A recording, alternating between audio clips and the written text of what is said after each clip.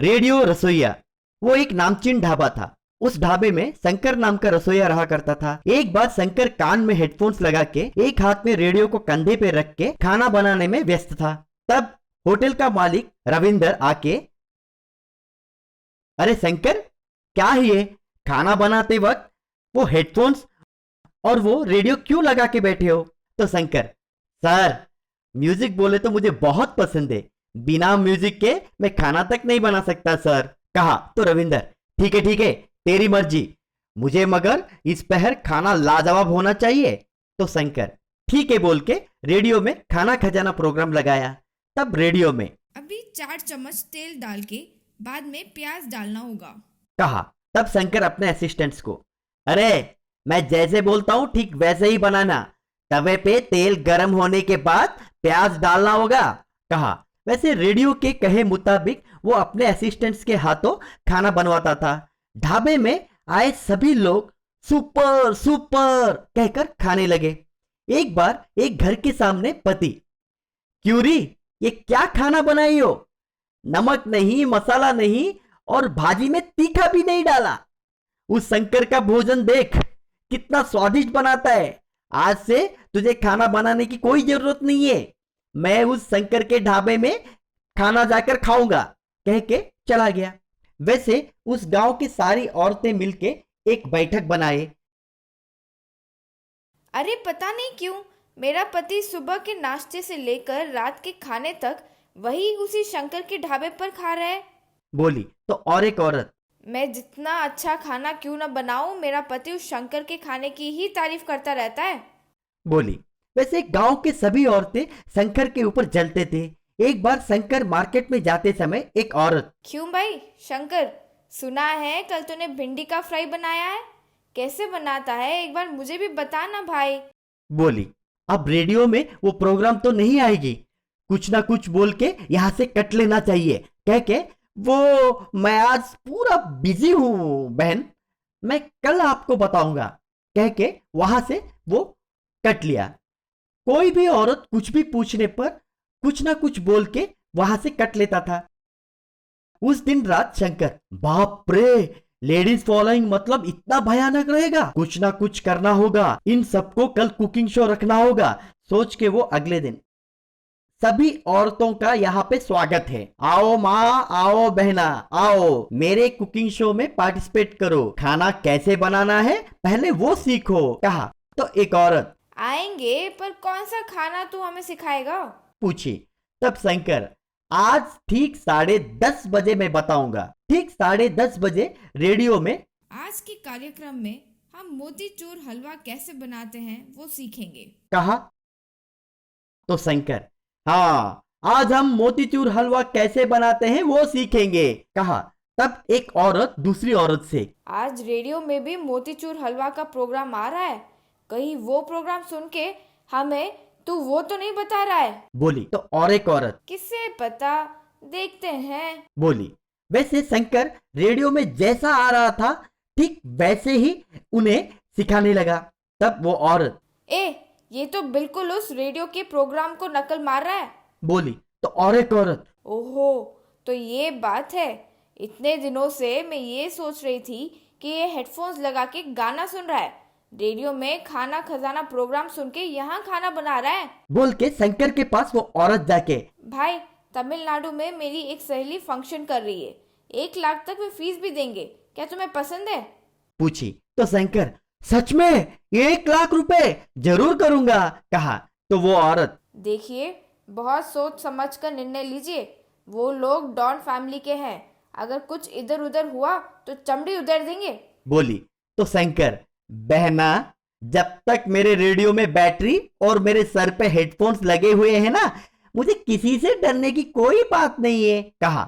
3 दिनों के बाद शंकर तमिलनाडु जाके वहां खाना शुरू करने के लिए रेडियो ऑन किया। रेडियो में तब इप्पनिंगा कैकपुर्रे प्रोग्राम कल्याणम कमनीयम कह के आया। तो शंकर, ये क्या, यहां हिंदी एफएम नहीं चलता है क्या? सोच के सब चैनल बदल के देखा, रेडियो के ऊपर और नीचे के भाग में मारने लगा।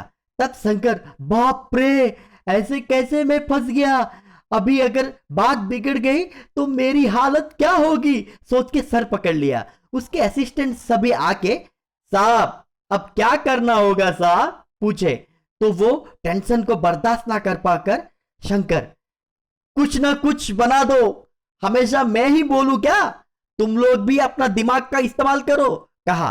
तब वो लोग तरह तरह के वैरायटी आइटम सभी बना के रेडी किए। उतने में डॉन वहां पे आके आइटम्स का स्वाद चख के शंकर से, क्यों रे, मैंने जो मेनू तुझे दिया वो कहां पे गया, ये क्या सब फालतू डिश बना के दे दिए, कहकर शंकर को खूब पीटने लगा। उसका नाम मदन था। उसने उस गांव में एक नया पानी पूरी का व्यापार शुरू किया। आइए भाई आइए, पानी पूरी, मसाला पानी पूरी, दही पानी पूरी, सब्जी पानी पूरी, ये पुकारते हुए पानी पूरी बेचने लगा। नई पानी पूरी की रेडी होने के कारण लोग बड़ी तादाद में आकर वहाँ पर पानी पूरी खाने लगे। मगर एक बार गब्बर नाम का गोंडा अपने जीप पे उस पानी पूरी के दुकान के पास आकर, रे हम सबको एक एक प्लेट पानी पूरी दो रे। मदन उन सबको एक एक प्लेट पानी पूरी दिया। वो सब अच्छे से खाकर वहां से जाने लगे। श्रीमान पैसे। अबे साले, मैं कौन हूँ पता है क्या तुम्हें? मैं गब्बर हूँ। यहाँ हर एक व्यापारी को मुझे हफ्ता देना ही पड़ता है। नए नए रेडी लगाए हो ना, इसीलिए छोड़ रहा हूँ। अब से हम हर दिन आएंगे और जितना मन करे उतने पानी पूरी खाएंगे, समझ आया क्या? यूं कहकर वहां से चला गया। ऐसे गब्बर हर दिन अपने आदमियों के साथ जब मर्जी आए तब वहां आकर पेट भर के पानी पूरियां खाकर बिना पैसे दिए चले जाता था। मदन को क्या करना है कुछ समझ नहीं आ रहा था। एक बार उसका दोस्त उसके पास आकर, तूने पानी पूरी का व्यापार रखने की बात मुझसे एक बार भी नहीं कहा। वैसे व्यापार कैसे चल रहा है? अब क्या कहूँ रे, मैं ये पानी पूरी का व्यापार छोड़ने की सोच रहा हूँ। रे क्या हुआ? मदन तब उसे जो बीता वह सब बताया। रे वेस्ट फेलो, तू इसीलिए उदास है क्या? रे हमारे गांव में स्केरी टीचर नाम की एक टीचर है। वो एक बिजनेस स्कूल चलाती है। व्यापार को कैसे आगे बढ़ाना है वो बहुत अच्छी तरह से जानती है। एक बार तुम जाकर उनसे मिलो। मगर वो बहुत घमंडी है और घमंड से बात करेगी। तुम उनके बातों की परवाह करे बिना अपने समस्या के बारे में बताओ, वो ही परिष्कार ढूंढ के बताएगी। मदन और उसका दोस्त दोनों मिलकर स्केरी टीचर के पास जाकर जो बीता वो सब बताए। तुम कैसे मर्द हो रे? एक गुंडा तुम्हारे व्यापार को बर्बाद करने आया तो तुम उनसे लड़े बिना ऐसे औरत की तरह मेरे पास क्यों आए हो रे? ये क्या जी, आप ऐसे बात कर रहे हैं? आप सच में औरत ही हैं क्या? तो फिर तुम मेरे पास क्यों आए हो रे? जब वो तुम्हें सता रहा तो तब कहाँ गई तुम्हारी ये मर्दानगी? रे ये क्या रे, चलो चले जाते हैं।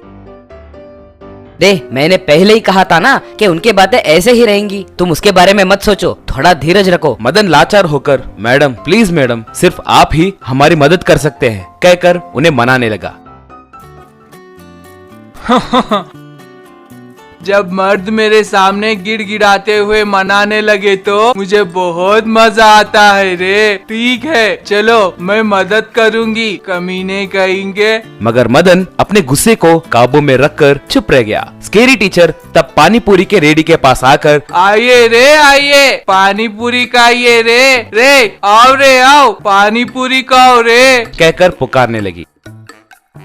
इतने में गब्बर वहां आया। हाँ बोल रे, मुफ्त में खाओगे या पैसे देकर खाओगे? पैसे नहीं दूंगा, हम हरदम मुफ्त में ही खाते हैं। तो फिर यहाँ फ्री में खाने वाले लोगों के लिए हमने लाख रुपए कमाने का एक ऑफर लगाया है रे। क्या 1 लाख रुपए? वो भी एक दिन में ही दोगे क्या? हाँ रे, एक दिन में 1 लाख रुपए। क्या 1 लाख रुपए? कितनों को डराए तो इतने पैसे कमा सकते हैं। अब क्या करना है बोलो? मुफ्त में 1 लाख पानी पूरी खाने वालों को पूरे 1 लाख रुपए देंगे रे। अगर नहीं खा पाए तो पैसे देकर खाना होगा। अब्बा आहा, अब आया ना असली मजा। चलो पानी पूरी चैलेंज के लिए मैं तैयार हूँ, कहकर पानी पूरी खाना शुरू किया। मगर थोड़ी देर के बाद, बाप रे मुझसे नहीं हो पा रहा है, मेरा पेट भर गया है, कहकर हाथ उठाया। अगले दिन गब्बर पानी पूरी के रेडी के पास आते ही, फ्री में खाओगे या पैसे दोगे?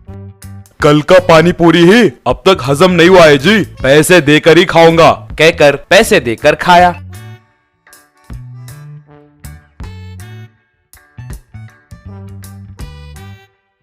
और तब से गब्बर और उसके आदमी पैसे देकर ही पानी पूरी खाने लगे। मदन तब स्केरी टीचर को धन्यवाद किया।